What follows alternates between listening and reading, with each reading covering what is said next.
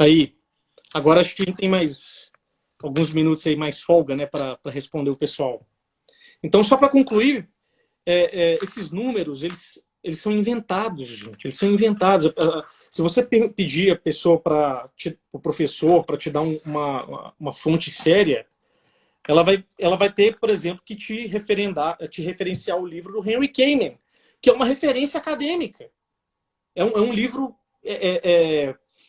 que faz parte do status questiones do tema Inquisição. O que é status questiones? Quando você vai estudar um assunto, você faz uma recensão de todas as colaborações e contribuições importantes sobre aquele assunto ao longo do tempo.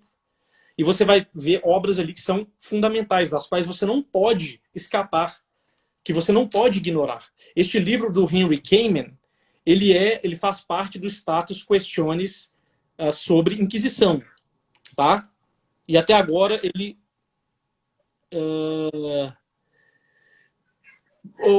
o PHF Martins, é uma informação interessante, eu não sei desse detalhe, mas é um pesquisador sério, vai às fontes, fonte primária.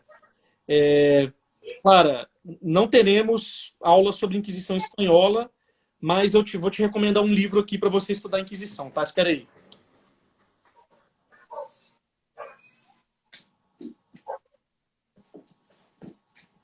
Tá aqui, ó. Tá aqui o livro aí, ó. Henry Kamen, The Spanish Inquisition. Tá invertido, né, pessoal? Mas aqui, ó. Ó. Tá aí, ó. E, Clara, compre este livro aqui, ó. A Inquisição. Um Tribunal de Misericórdia. Do historiador argentino Cristian Iturralde. São 500 páginas, tá? Compre e estude. Leia, tá? Aqui tem um monte de referência acadêmica, fontes primárias. Esses professores tiram tudo do fiofó deles. Tem uma para você aí, Rafael. Professor, poderia dizer novamente o livro que mostrou outrora, um livro amarelo com algo sobre as Américas? Trono? Não, sobre as Américas eu mostrei vocês aqui, ó. É verde. Verde-limão, né? O livro se chama... um verde cagadeira aqui, né? Um verde cagadeira depois do chimarrão. Entendeu? Hechos dos Apóstolos da América. Detalhe, esse livro é dado de graça para quem escreve por lá, né? Não, e o PDF, se vocês entrarem, vou colocar aqui nos comentários, pessoal. Se vocês entrarem... Fundação Grátis Date. Grátis Date, tá aí, ó, Grátis Date, e procurarem lá o PDF, vocês podem baixar gratuitamente. Gratuitamente. E podem escrever para pedir. Eles dão. Eu tenho esse aqui, eles me deram. O padre José Maria Iraboru me deu. Tiago, as fontes primárias da Inquisição não são minhas. Não tem minhas, são as fontes de estudo. São autos. Ou são ou não são. Né? São autos da Inquisição. São os documentos, por exemplo, os documentos da igreja que determinaram a criação do tribunal, dos tribunais inquisitoriais e as orientações que se dão. Os processos. Os autos dos processos. Os relatos. Não é minha, é fonte de outras pessoas, pô. Mas já indiquei o livro aqui, pesquisa, porque Inquisição, pessoal, as pessoas repetem coisas que elas não sabem do assunto. Não sabem, não estudaram. Se estudassem, não diriam tanto de bobagem que dizem por aí. Tá? Porque não... E detalhe assim, ó, como jurista, tá? Como jurista, a Inquisição tinha um processo inquisitorial justamente para não levar a juízo aqueles... Existia uma pré-fase, né, antes do juízo, não levar a juízo, principalmente ao juízo do Estado, sem antes existir indícios de realmente culpa. Então, a maioria dos inquéritos, daí vem a palavra inquérito, tem um inquérito policial, que hoje só o Brasil tem um inquérito, as pessoas dizem, mas o inquérito policial só existe no Brasil, nos outros lugares a investigação de outro modo. Pois é, o inquérito policial é criação católica, ainda bem que só existe no Brasil, está presidido pelo delegado de polícia, tá? O inquérito é justamente para que a gente veja se tem indício ou não antes de levar aos tribunais. Por exemplo, nos Estados Unidos, a polícia, não estou criticando a polícia americana, é uma polícia excelente, investigadora, cheia de técnica, gosto muito da polícia americana, tá?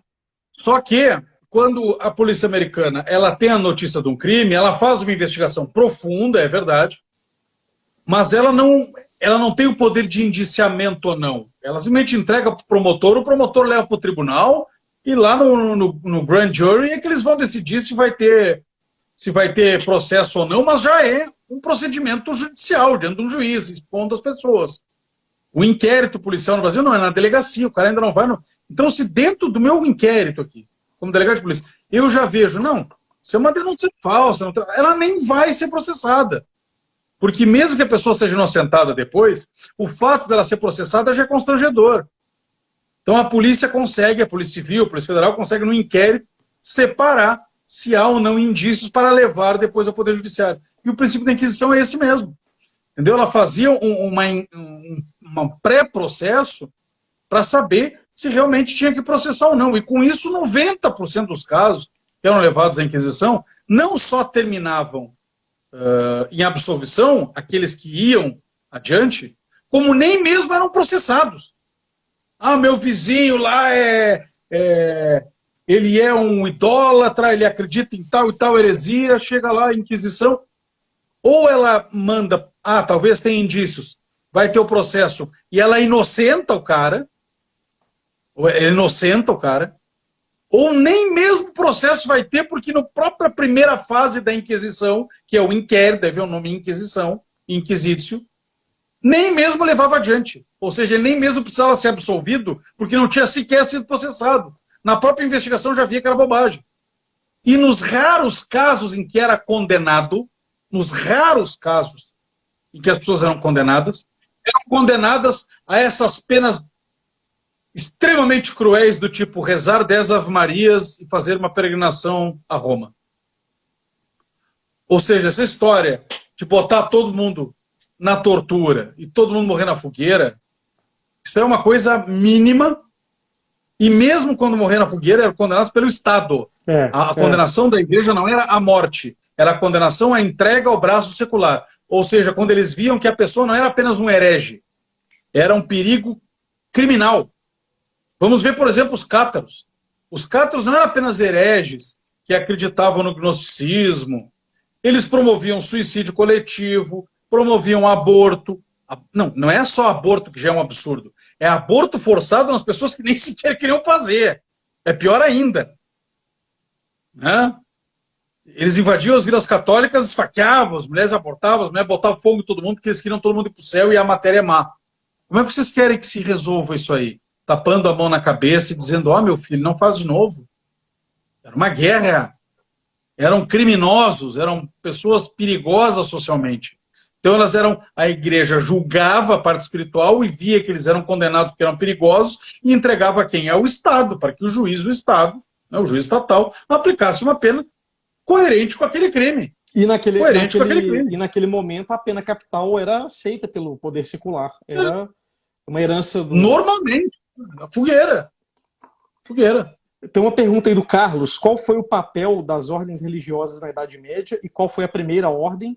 E tem uma pergunta da Doro, acho que é Doró, não sei, Rezende. A diferença entre Calvino, né, calvinismo e luteranismo. Se puder fazer linhas gerais, eu não sei se dá, enfim. Bem, as ordens, como nós vamos conhecer depois na Idade Média, elas não surgiram assim. Na verdade, existiam pequenas comunidades, mosteiros. São Bento não fundou uma ordem. Ele fundou mosteiros, que depois vão se federando e alguns monges deles vão fundando outros. E tem uma regra comum, mas não era tido como uma ordem de São Bento. Depois é que ela vai ser unificada. Então não tinha muito esse conceito do que é uma ordem. A ideia de uma ordem mesmo vai surgir quando alguns mosteiros ligados a clã, né, vão se estabelecer sob um padre geral comum. E aí depois os cistercienses também vão ser reconhecidos assim. Tanto que no Oriente, ordens são uma coisa mais moderna. Entre os ortodoxos, por exemplo, não tem. Tem mosteiros, uns federados aos outros, mas não é uma ordem. Eles seguem uma regra. Né? Vai ter ordem quando alguns voltaram. A Igreja Católica entenderam, mas tem regra no Ocidente e ordem no Ocidente, vamos juntar aqui também. Né? Mas originalmente não tem. E vai reforçar essa ideia de uma ordem com São Domingos e São Francisco. Né? E com a redescoberta pelos cruzados dos carmelitas lá em Jerusalém, lá no Monte Carmelo, que diziam sucessor de Santo Elias, meu profeta. Aí sim é que vai começar a ter essas ordens, principalmente a partir das ordens mendicantes e da união entre os vários mosteiros em algumas ordens. E aí sim vai ter essa ideia de ordens, congregações religiosas. Lutero e Calvino. É difícil tratar assim, em linhas muito gerais, né? Porque Calvino bebe em Lutero, tá? Mas Lutero ainda tem uma ideia de que tem que existir uma igreja visível e católica. Tá? Ele repelia a ideia de uma igreja luterana. Ele dizia, eu sou católico. Ele apelava ao Papa. Ele fez um abaixo-assinado para ter um concílio ecumênico. Lutero acreditava na presença real de Cristo na Eucaristia. Embora não em termos de transubstanciação, mas acreditava na presença real de Cristo na Eucaristia. Tanto que ele não quis encontrar Calvino, porque Calvino negava. Para Calvino, a Eucaristia não é um símbolo, como para depois os outros protestantes de hoje, né? É só um símbolo espiritual. Não, Calvino acreditava numa presença que ele chamava de presença dinâmica, presença espiritual. Ou seja, para o crente que era eleito, ou seja, aquele que estava em graça, receber o pão fazia com que ele se unisse a Cristo, né, espiritualmente. Não era um mero símbolo, mas também não era uma presença do próprio Cristo. Né? Tanto que, para quem não era cristão ou nada, ou não era crente de verdade, não era eleito de verdade, a Eucaristia não tinha efeito nenhum para Calvino. Para Lutero, era um absurdo dar a Eucaristia para quem estivesse em tal pecado, porque ali estava o próprio Cristo. Né? E ele não quis se encontrar com Calvino por isso. Ambos vão se fundamentar numa ideia errada de eleição e de predestinação, mas as consequências disso são diferentes. A teologia da graça em Lutero está muito mais próxima da teologia católica. A ideia dos sacramentos dele está muito mais próximo. Lutero manteve a confissão auricular. Lutero manteve os cultos da igreja com calendário litúrgico, que depois alguns presbiterianos até vão adotar. Mas Lutero, se for pegar hoje tanto a igreja evangélica de confissão luterana no Brasil, quanto a igreja evangélica luterana no Brasil, que são as duas maiores denominações luteranas, muito fortes aqui no Rio Grande do Sul, nós vamos ver, tem calendários litúrgicos, festa de santos, Santo André, São Bento, em alguns lugares São Bento, mas acho que no Brasil não tem. Mas São Pedro tem, os apóstolos têm. Né, o dia da Assunção de Nossa Senhora é comemoração da Santíssima Virgem. Né? Eles têm um ordo litúrgico muito correto, preservam alguns cantos em latim, em alemão, com traduzidos do latim. Então tem um pouco mais de catolicidade nesse sentido. A teologia, para a gente comparar uma com outra, aí tem que pegar as institutas de Calvino, eu tenho elas aqui, eu já li, eu estudei profundamente o calvinismo, estudei profundamente o luteranismo também, eu tenho parentes luteranos na ISLB, e tenho amigos luteranos na outra igreja, que é a IELB, e já fui aos cultos das duas por motivos familiares e representativos da Polícia Civil também. Então eu conheço bem a fundo, mas acho que escapa muito ao tema da live a gente entrar nisso. E tanto que eu estou escrevendo... esse já é um livro que não é o Breve História das Antigas Heresias, que nós vamos lançar, né, porque se fala das heresias antigas, mas eu estou escrevendo um livro sobre apologética contra o protestantismo, e eu vou tratar ali um pouco de luteranismo e calvinismo também, mas isso é um trabalho para daqui a 1 ano, 2 anos. Muito obrigado. Temos aqui tem um comentário que eu não entendi se é uma pergunta ou uma afirmação, porque primeiro ele falou que o conservadorismo é uma ideologia, depois... não é uma ideologia, e sim um costume de vida. Pode ser uma ideologia, é como a gente falou. O homem tem... a inteligência humana pode ideologizar tudo. Como? Como o Rafael disse, quando a pessoa coloca a ideia acima da própria realidade. Basicamente isso, né? Quando a pessoa tenta fazer com que a realidade objetiva seja torcida para se adaptar a uma ideia. Então, claro, se o sujeito compreende de forma equivocada o que é conservadorismo, o que é o pensamento conservador, se ele entende errado, ele vai tentar ver na realidade coisas que não correspondem àquilo e vai fazer uma confusão enorme. Tem uma outra pergunta aqui, Rafael. Por que os cidadãos medievais não gostavam dos alunos e professores universitários? Eu acho que isso aí é muito genérico, né? Isso é uma coisa muito genérica. Temos que ver qual universidade, qual local. Evidentemente que não é porque é um centro do saber que todo mundo era bom. Nós vemos o que tentaram fazer com Abelardo, que apesar de todos os seus problemas metafísicos, era alguém que tentou se manter casto e botavam prostitutas na cama dele os próprios alunos, ou seja, Aluno é aluno, né? Aluno faz merda. Na Idade Moderna ou na Idade Média. Aluno é feito para fazer merda. Quem recruta no quartel. Eu estou tentando achar um livro aqui, porque perguntaram sobre introdução a Santo Tomás, né? Que eu indicaria aquele livro a biografia do Chesterton, né? Porque acho que tem o livro do Fabro, mas o livro do Fabro é denso para quem não tem nenhuma base assim, filosófica. Quem perguntou foi o Igor. Igor, então, o Santo Tomás de Aquino, escrito pelo Chesterton, essa edição eu queria mostrar, que é da minha biblioteca católica. Existem outras também, mas essa tradução está muito boa. Eu acho que é um bom ponto de partida. Por quê? Porque ele vai fazer não propriamente uma biografia, né, estrito sensu, ele vai fazer uma apresentação da filosofia dos princípios que norteavam a vida de Santo Tomás. Como ele enxergava a realidade.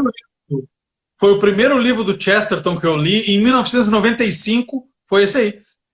Aí, ó. Claro, 95, outra capa, pessoal. outra. 95 eu estava com 9 anos. Então, assim, eu estava ainda brincando de Cavaleiro do Zodíaco. Você já estava lendo. Eu achei perdido na biblioteca da Universidade Católica, onde eu estava saindo do colégio e entrando na faculdade de Direito. E eu frequentava a biblioteca deles já tinha achado lá o livro do Chesterton sobre São Tomás. E junto tinha o de São Francisco, a biografia dele de São Francisco de Assis. Então, Igor, esse aí acho que é um bom ponto de partida. Aí tem uma pergunta do Wallace. O Wallace perguntou, Rafael, se nós devemos nos orgulhar das cruzadas.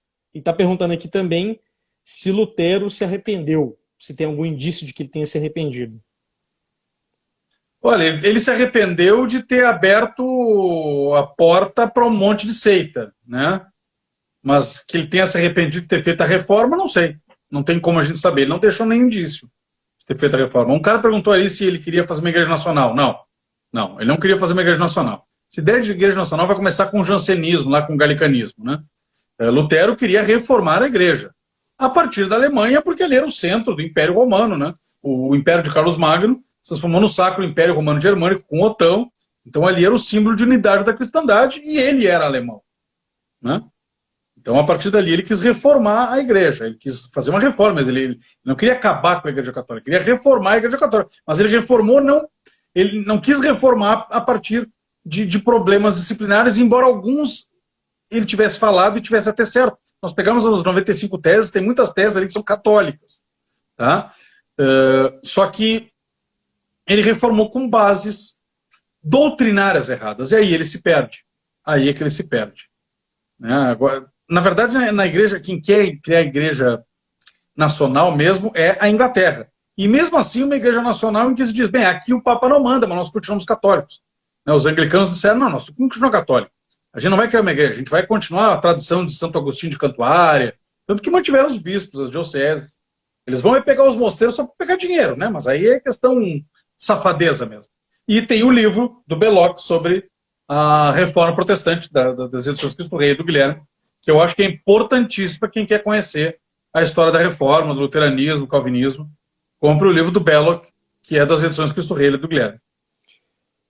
Obrigado. O Pedro está perguntando, ele disse, gostei da questão do classicismo retornar valores considerados ruins. Tem alguma o senhor indica alguma leitura a respeito desse tema específico?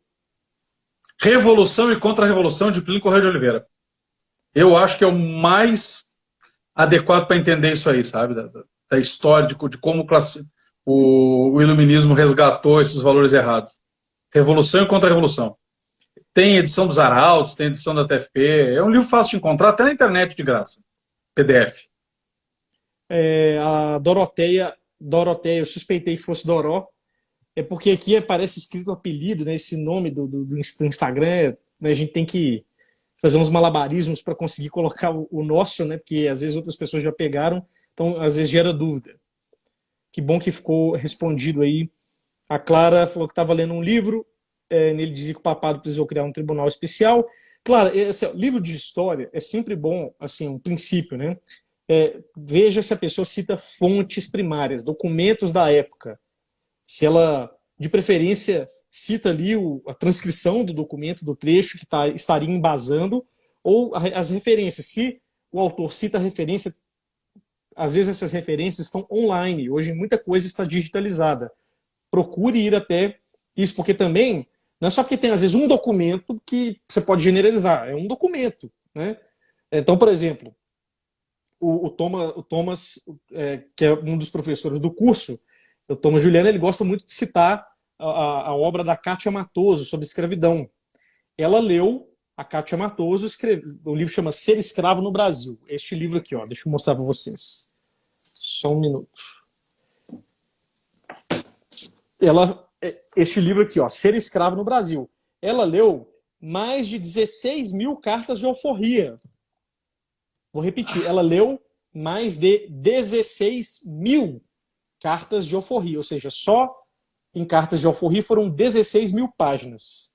Se nós fizermos aqui um cálculo básico, né, eu vou aqui na calculadora de novo, perdoem-me, eu sei aqui uma nulidade em matemática, mas se a gente fizer um cálculo básico aqui e pensar em termos de livros de 400 páginas, são 40 livros de 400 páginas. Esse cálculo deveria saber de cabeça, né? Um cálculo bem básico, né? Bom, é como se ela tivesse, só de carta de alforria, ela leu aí 40 volumes de 400 páginas cada um. Ou seja, então, a pesquisa dela, eu ainda não, é um livro que está na minha lista de leitura, a pesquisa dela tem uma solidez. Tem uma solidez. Você tem que levar a sério. Então, esse é um critério interessante para você. Teve uma pergunta, Rafael, sobre a relação entre conservadorismo e o pensamento liberal, né, econômico. Acho que a pessoa perguntou assim, ele é sempre muito atrelado, né? Um é atrelado ao outro. Daí vem aquela... Não, eu digo no populacho, né? Daí tem aquela coisa... Popular conservador, como é que é? Liberal na economia e conservador nos costumes, né? Que até gerou alguns memes muito bons. Conservador na cabeça, liberal no ânus, não é assim, né? Olha, as pessoas às vezes confundem e acham que são liberais, quando na verdade estão defendendo a mera economia de mercado. Né? Então, na verdade, as pessoas acham que são liberais, não são. O liberalismo é isso, né? Eu sou liberal na economia e conservador nos costumes. Tá, o que tu é de liberal? Não, eu defendo a economia de mercado, mas para eu defender a economia de mercado não precisa ser liberal. Uhum. O liberalismo não é economia de mercado. A economia de mercado sempre existiu. O liberalismo é aquele que exalta a economia de mercado e que ideologiza a liberdade. O liberal é o que faz com a liberdade o que o comunista faz com a igualdade. Ou seja, ele ideologiza.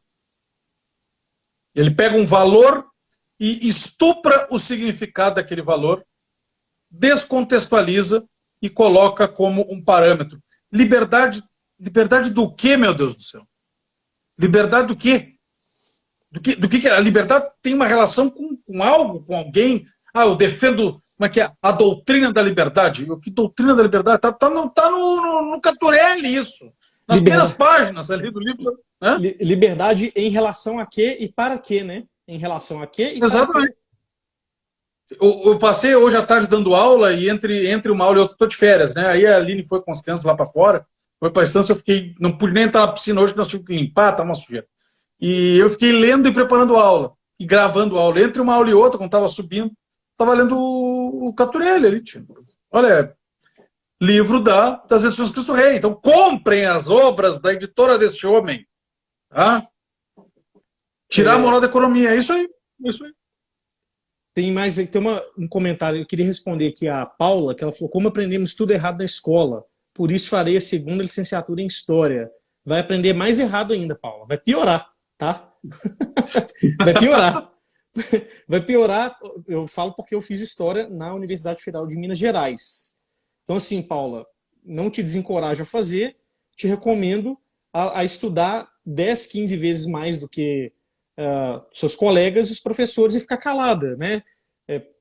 Ou tentar fazer um doutorado direto aí, meter uma tese e quebrar a cara deles também. Né? E de repente, assim, se o professor, sem espírito ali também de ficar ali pelinhando a aula do professor, perguntar, mas de onde o senhor tirou? Eu quero uma fonte. Chega no final, professor, o senhor falou isso, pode me dar documento, fonte primária, referências? né? E pronto, pega lá o professor. Muitas vezes o professor vai falar que vai trazer depois, que não tem, tirou da cabeça dele, tá? Mas tome cuidado, porque assim, os cursos de história em geral, licenciatura, então, bem ruins. Aí Tem o Thiago aqui que pergunta qual dos meus cursos tem desse conteúdo. Bem, esse conteúdo é exclusivo, tá? Do modo como eu falei aqui, é exclusivo. Eu não tenho curso sobre isso. Mas eu tenho curso que fala um pouco da história da Espanha, como por exemplo da Isabel a Católica, fala da Idade Média ali. O curso da Guerras Católicas também fala um pouco nisso. Quer dizer, tangencia esse assunto. E a minha participação no Brasil Paralelo, no documentário A Última Cruzada, né? O Brasil Paralelo, eu falo bastante sobre isso aí. Não somente naquela entrevista ali dos episódios, em que eu sou citado no primeiro, e acho que em algum outro depois. Mas não, quando compro o conteúdo completo, tem acesso à minha entrevista completa de 1h15. Ali eu trato bastante disso. Não exatamente sobre a Idade Média, mas sobre a Reconquista e tal, né? Ana Paula, acho que ela falou ali de São Tomás. Ana, você me perdoe de corrigir, mas assim, eu não acho que a pessoa que nunca leu nada de São Tomás tem que começar pela Suma Teológica, tá?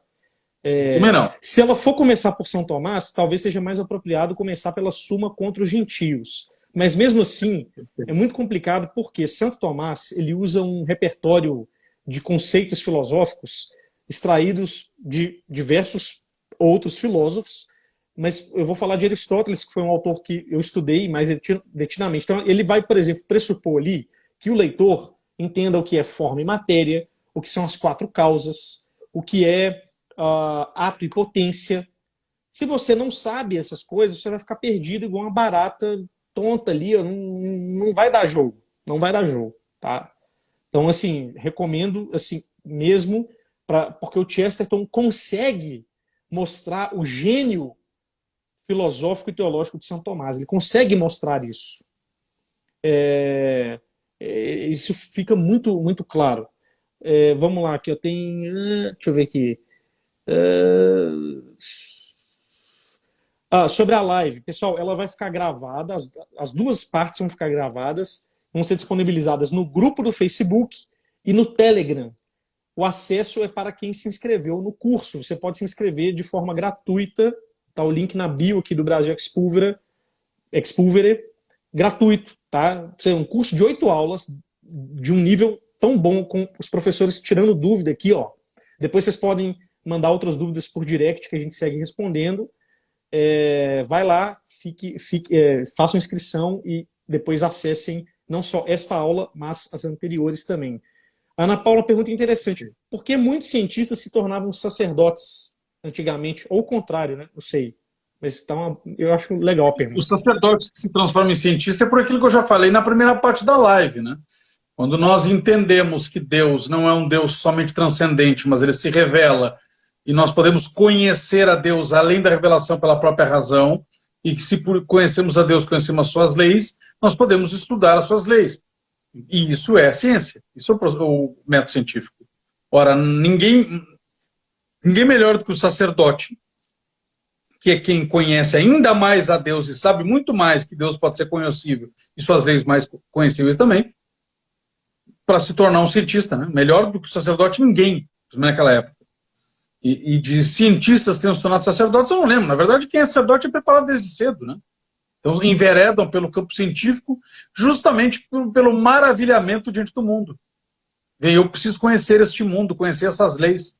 Eu amo a Deus, entrego a minha vida para Ele como sacerdote, e eu quero conhecer o fundamento das suas leis e como elas agem nesse mundo, as leis físicas, leis químicas, leis matemáticas.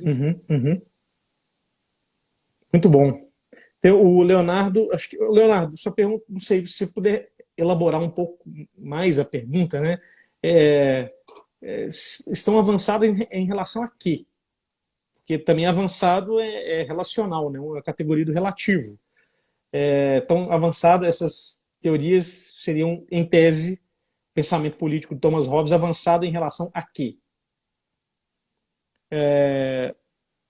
Indica livros, por favor. Mas livros sobre o quê, Paula?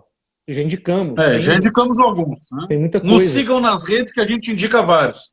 E se é para indicar, tem os da Edições Cristo Rei aí, compra bastante. Paula, você quer fazer história? Assim, ó, sobre a história do Brasil, indicaria a coleção do Pedro Calmon. São 7 volumes. Muito boa. Tá? Muito boa. São 7 volumes. Sobre a história da igreja, tem a coleção do Daniel Hobbes. São 10 volumes. É a história da Tem a do igreja de Dagoberto Cristo. Mago, de 3 volumes também, da editora Calvário. Tá aí. História Bom da igreja. resumo, bom resumo. História da igreja. Existe uma boa obra de história, até o William Bottazini, uma vez ele me indicou uma boa obra de história universal, são vários historiadores, né? Então não é só um cara que escreveu a história universal, mas eu não me lembro. Então existe, eventualmente você consegue encontrar alguma boa obra de história mais geral, né? De história universal. Mas assim, história do Brasil, acho que Pedro Calmon já dá não é uma obra fácil, não é uma obra densa, difícil, até o estilo, a estilística dele é bem distinta do que a gente costuma ver hoje. E a história da igreja, que não deixa de ser uma história também da Europa, do Ocidente, né? A história do Daniel Hobbes, né? Editor Quadrante, 10 volumes, são mais de 2.000 páginas, então já tem muito material aí para estudar. O mundo só tende a piorar. Ô, Wallace, o mundo é mundo desde que Adão e Eva pecaram, meu amigo. Não existe paraíso, nunca existiu paraíso na Terra, né? E assim. Existem pontos melhores ou piores em circunstâncias diferentes. Eu sempre falo isso com os amigos, né? A gente reclama muito do mundo contemporâneo, mas, poxa vida, olha só, vocês estão vendo aí, tem 60, 70 pessoas assistindo. 2 caras aqui, agora já tirando dúvidas, batendo papo, e cada um está num lugar diferente. Indicamos livros, já teve uma pessoa que foi e comprou o livro, né? Tanto de conhecimento que nós temos à nossa disposição. Né? Você pode, por exemplo, criar um grupo de WhatsApp, um grupo de oração, para se unir aí com pessoas de outros lugares, para rezar junto, para fazer essa oração junto com outras pessoas. Você pode estudar, você pode assistir um curso online. Pô, isso é muito melhor. Dos 100 anos atrás, isso não existia. Você dependia do que estava ali. Assim, nesse sentido, melhoramos e seremos mais cobrados por isso. Agora, em outros aspectos, é claro, pioramos muito, né? Muita injustiça, muita imoralidade, muita... Mas acho que tem um pouco do que o Chesterton falava, né? O problema é que temos mais jornalistas, né? Não é que o mundo piorou, é que temos mais jornalistas. Então, as notícias circulam mais. Né? O mal sempre esteve aí. Se você lê, por exemplo, a biografia de Santa Catarina de Sena, da Sigrid Undset, você vai ver ali, em plena Idade Média, né, um período extraordinário, e sob muitos aspectos, você vê ali algumas regiões da Itália com muita violência, muita injustiça, né, muitas epidemias, muitas pragas. Então, enfim, o céu não é aqui, a gente vai ter sempre esse balanço aí entre coisas más e coisas boas, né? Começa a pensar em messianismo, acaba votando no Lula. Aí, ó, o Diego Hernandes, que piada ruim essa sobre jornalista. O Diego é amigo nosso, é jornalista. Mas não era jornalista mexicano, Diego. Mas o Diego é um jornalista profissional, então ele não é do estilo Globo News. Então eu estou falando aqui do pessoal Globo News, os fofoqueiros que se passam por jornalistas. O Leonardo aqui, ó, seria a intervenção do Estado como um agente dogmático religioso. Isso não é avançado, né, Leonardo? Isso é um retrocesso, na verdade, né? É um retrocesso. Você quer elaborar, Rafael? Olha, o Estado é um agente ideológico hoje, né? Até isso aí vem dos liberais, né? O libertário está na moda dizer, o Estado é errado. Não, o Estado não é errado, uma autoridade civil tem que existir. Né? E é próprio da igreja defender isso aí, é direito natural. Né? Só que o que não é direito natural é o Estado se sobrepor àqueles que formam o Estado, que são sociedade. Então o problema não é o Estado, o problema é o Estado moderno.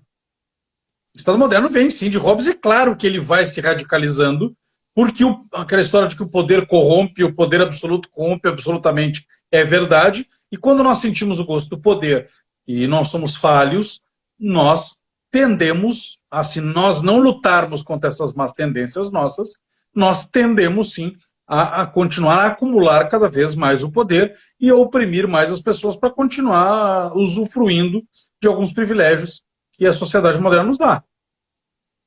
Acho que o melhor, essa pandemia nos deu muitas coisas interessantes, né? Tem muita tragédia, muita coisa ruim, mas também tem muita coisa boa e coisas de material sociológico para analisar. Então, por exemplo, eu acho que o Calil, prefeito de Belo Horizonte, ele é uma amostra, para citar aqui o Olavo, né, uma amostra fecal muito boa do que é esse hobbesianismo elevado ao seu máximo, assim, de petulância, de arrogância. Quer dizer, o sujeito vai lá e fala: eu tranco a cidade. Tranca a cidade. Como assim tranca a cidade? Você tranca um baú. O leviatanismo, né? O leviatanismo militante. Você tranca um cadeado, pô. Como assim? O cara tranca a cidade. E aí tranca. As pessoas aceitam. Acho que é um exemplo muito claro. E aí esse cara, quer dizer, aceitaram isso, né? As pessoas aceitaram, legitimaram, né? E agora o cara não vai querer abrir mão disso. Ele não vai querer abrir mão disso. Ele vai querer mais. Ele quer mais e mais e mais. Não vai voltar atrás. E não é só por dinheiro, é vaidade, né? Exato. A Luana pergunta aqui, o tema da... Luana, esta live é a quarta aula do curso Fundamentos do Conservadorismo, que está sendo ofertado pela plataforma Brasil Expulvera, e esta é a quarta aula do curso, ok? Os senhores se consideram monarquistas? E aí? Eu sou monarquista, mas sou um monarquista tradicional, não um monarquista parlamentar. O negócio é o rei que vai para a guerra a cavalo. Mas eu sou uma monarquista e farroupilha. Como é que os farrapos combateram o Império? Não, os farrapos combateram uma tirania. Aqui, ó, eu sou muito fã de Dom Pedro II e gosto muito do Segundo Império, mas eu não tapo o sol com a peneira. Houve problemas. Problemas para a igreja, inclusive. Muitos problemas para a igreja. E houve problemas de taxação, houve problemas de imposto, falta de representação. É um assunto que dá para uma live aí também, né? Eu moro na capital farroupilha, né? Agora, eu gostei do Pergunte ao Rasta aqui. Pô, o Rastão aqui aparecendo aqui, ó. Não dá para negar o Rastão. Rastão é o cara. É a festa da democracia, me chamaram para uma suruba e chamaram de romance. Tio, o Rasta é o pernambucano mais gaúcho do mundo e que mora no norte de Nova York, né? Tu conhece ele? Conheço. Já vi ele por aí fazendo live com o Tio, ele estava esses dias de bombacho, bota e chapéu gaúcho, fazendo um costelão no meio da neve. Aí eu disse, o pernambucano mais gaúcho do mundo. E ele bate, quer dizer. O Raimundo está perguntando se é verdade que um dos motivos que também motivou a reforma foi a aparição de São Paulo a Lutero. Não. Lutero ia achar que era o demônio, entendeu? Isso é incoerente com a própria... Agora, que existem relatos apócrifos aqui e acolá e cheio de lendas, existem. Sobre monarquia, não sei, eu penso muito assim, no que diz o professor José Pedro, né? Ele diz que a monarquia ela é conatural à nossa formação como nação, né? Formação política, e nesse sentido né, a República no Brasil ela foi uma aberração histórica, uma aberração política. Mas assim, talvez algumas pessoas... Mas deu liberdade para a igreja. Mas deu uma liberdade para a igreja que não tinha no império que deveria protegê-la. Talvez as pessoas fiquem tristes. Assim, eu não sou de movimento monarquista, não tenho... não acho que vai voltar a monarquia no Brasil. E justamente por achar que não vai voltar, eu não vejo nenhum cenário, que me perdoem aí, né, o pessoal que gosta da família real. Minha opinião não vale nada, mas pelo menos eu tenho... É uma opinião, né? O pessoal perguntou, não acho que vai voltar, acho que é assim... mas também quem acha que pode voltar, enfim, eu penso muito em coisas muito concretas, assim, sucessores, né? Quem são os sucessores? Os atuais herdeiros vão morrer, né? E aí, os sucessores são tão bons assim? E depois, né? Aquela velha história, né? A monarquia, ela você discute ela de forma teórica, né? Como forma de governo, né? Mas assim, se o rei for uma pessoa má, todo mundo se fudeu. Todo mundo se fudeu. Governante quando ele é bom, ele é excelente, mas quando ele é ruim, ele é uma merda. Então assim, né, monarquia. Mas monarquia de quem? Você defende a monarquia de quem, cara? Quem vai ser o seu rei? Entendeu? Pô, você pega, por Eu me exemplo, candidato. você pega o Gabriel Garcia Moreno, foi um presidente católico, um homem honrado, um homem santo, um homem, né, que deu a sua vida ali exercendo o seu cargo. É um exemplo raro no mundo contemporâneo, mas existiu, era presidente. Falar que esse homem era revolucionário, falar que ele era modernista ou qualquer coisa do tipo. Então, assim, antes de falar de monarquia ou de qualquer coisa, pensar assim, beleza, cara, mas monarquia de quem? Quem vai governar? Quem vai governar? Ah, hoje tem o fulano, né? Tem o Dom Bertrand, beleza, mas o Dom Bertrand vai viver para sempre? Não vai. E aí? E depois dele vem quem? Mas o Dom Bertrand não é casado, como é que vai ser? Enfim. Esse é um negócio. Eu acho que assim, e aí, muitas vezes a coisa descamba, né? As coisas. Dom Luiz, mas e depois do Dom Luiz? Dom Luiz, tá? Dom Luiz é casado? Não é. Até onde eu sei, não é casado. Quem é o herdeiro? Pensem na realidade, pessoal. Tem o Dom Antônio, né? E depois Dom Rafael. Não vamos ideologizar as coisas. Dom Rafael, ele tem os mesmos valores do que os mais velhos? Tem a mesma visão de mundo? Entendeu? Não sei. Então pensem na realidade das coisas, não de ficar num negócio meio quixotesco também, tá? Perfeito. Quem quiser ficar triste, que fique. Mas, bom, estou respondendo a pergunta. Acho que é isso, pessoal. Né? Monarquia é boa em uma sociedade virtuosa? Mas, assim, será que dá para falar em assim, sociedade virtuosa? É uma coisa meio metonímica, né? Você tem sociedades onde há mais pessoas virtuosas, né? Nesse sentido, acho que sim, ou seja, não só a monarquia, mas se você tem uma sociedade onde impera a ordem, a virtude, né, a correção, as pessoas se esforçam para agir de forma correta, os governantes vão ser pessoas corretas, né, Rafael? Os nossos governantes... Que não vai ser aquela ideia platônica do governo impor as coisas para criar uma sociedade virtuosa messiânica, né? Isso é platonismo, isso não é catolicismo. É uma ideologia, uma visão ideológica da sociedade. Como o cara que perguntou aí em cima, né, se o anarcocapitalismo é compatível com o catolicismo. Não, porque o anarcocapitalismo é uma visão ideológica das relações entre o Estado e a sociedade. Né? Porque acho que as pessoas vão se... É um princípio liberal levado ao extremo. As pessoas são boas e vão praticar trocas livres. Não vão praticar trocas livres. O ser humano é filha da puta. Entendeu? O grande problema filosófico do liberalismo e das suas crias como o anarcocapitalismo é a negação do pecado original e da concupiscência. Eu acho que sem o Estado intervindo, as pessoas vão fazer todas as trocas que são justas porque todos aceitam. Às vezes as pessoas aceitam porque não tem o que comer, cacete. Entendeu? Ou porque são boas, mas foram livres. Até que ponto é livre mesmo? Livre em relação a quê? Aí nós voltamos ao que a gente já falava. E com isso não estou defendendo o comunismo, não estou defendendo o totalitarismo, não estou defendendo nada disso. Não estou querendo ficar em cima do muro. Não sou distributivista, embora acho que é uma teoria válida. Defendo a economia de mercado, mas não sou liberal. Acho que a moral tem que imperar. Eu não estou dizendo que o Estado vai impor isso aí. Nós temos que formar os nossos empresários, os nossos cidadãos, as nossas pessoas com cargos de confiança para que sejam corretos na atribuição dos seus deveres. Cara, assim, aquela coisa meio que jargão, né? Mas se você muitas vezes você perguntar ao frentista, eu já ouvi isso de frentista. Falou, olha, cara, se eu tivesse ali no lugar do político, eu ia roubar também, cara. Então, assim, olha, eu recebi um áudio muito engraçado, né? Uma coletânea de áudios, na verdade, um vídeo com uma coletânea de áudios de candidatos que tiveram poucos votos, né? Agora nessas eleições. Teve cara lá que teve 2 votos, né? Pô, quem votou em mim? Eu sei que eu votei. É muito engraçado. Não sei se eu te mandei. Mas assim, tem gente falando ali que.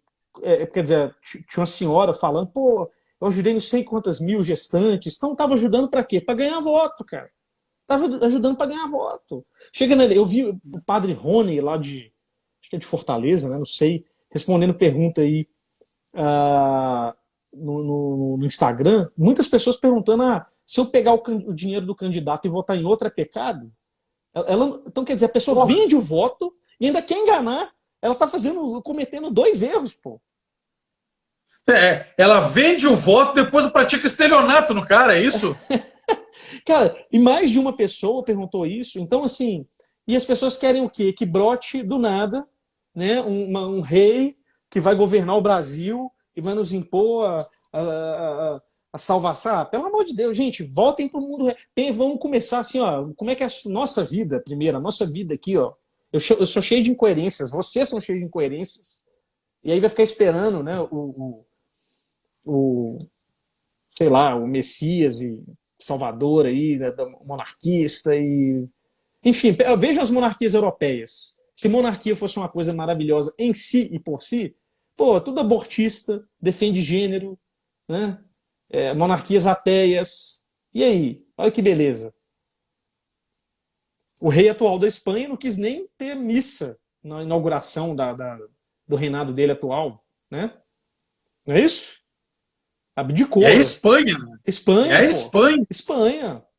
Olha lá. E aí? De que adianta? Ah, mas tem monarquia. Tem monarquia. Para provar aborto, para provar um monte de bosta. Mas você não pode falar, que o cara vai defender a monarquia e fala assim, veja, são países de primeiro mundo. São, cara, que legal. Então, assim, aí, de repente, o cara vira um materialista para defender a monarquia. A monarquia ideologizada dele, né? Enfim. Que não cumpre os requisitos de uma monarquia, como São Tomás falava, por exemplo. Né? Exato. Que não é essa monarquia que o pessoal da internet muitas vezes defende, né? Não tem nada a ver. Mas é isso, acho que encerramos por aqui. Ótimo, foi um baita papo. Gostei muito, Guilherme. Sempre é um prazer. Quer deixar algum recado aí, alguma indicação, algum merchan? Pode falar, pô, dos cursos aí, fala com o pessoal que Os cursos estão fechados, tá? Os cursos estão fechados, nós fechamos o carrinho. Tá? Só um curso que está aberto hoje, que é o curso por assinatura, Grandes Temas da Doutrina Católica. É um curso por assinatura que eu pego o aluno pela mão e vou falando da doutrina católica desde o início. Beleza. Porque não é exposto de maneira assim teológica, mas tem teologia, mas é exposto de maneira pedagógica, assim, ponto por ponto, é um tijolinho em cima do outro, para entender a coerência. Tá? E quem assina tem acesso a todas as aulas, até o momento que deixar de assinar, né? Deixou de assinar, deu. Eu garanto o material por um ano desde que eu comecei. Então vai ter pelo menos 12 meses. O pessoal vai poder assinar depois, não vai ter aulas novas, mas vai ter acesso a tudo. Mas é capaz de a gente continuar. Mas acho que dia 1º nós vamos abrir 1 ou 2 cursos. Então me sigam nas redes aqui e fiquem atentos. Beleza, pessoal. Muito obrigado, fiquem com Deus e até a próxima aula. Valeu, Rafael, grande abraço, pessoal. Valeu, Guilherme. Até mais.